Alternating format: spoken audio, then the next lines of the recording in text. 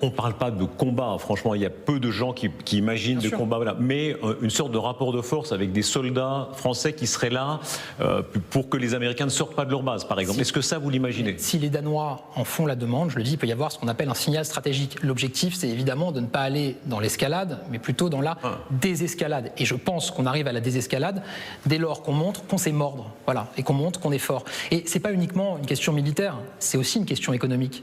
Si demain, il devait y avoir une invasion du Groenland par les États-Unis, dont je rappelle qu'ils sont membres importants de l'Organisation du Traité de l'Atlantique Nord, de l'OTAN, que par ailleurs, ils sont des alliés historiques de l'Europe, évidemment que ça changerait tout. Et que ça veut dire qu'en termes économiques, le deal sur les droits de douane qui a été signé ne peut plus s'appliquer, et ça veut dire qu'il peut y avoir des mesures de rétorsion, l'interdiction de survol du continent européen par des avions américains, qui sera évidemment très coûteuse pour eux. Tout ça, évidemment, c'est des choses qui doivent être affirmées clairement, si on veut se faire respecter et si on veut éviter d'arriver à une escalade ensuite.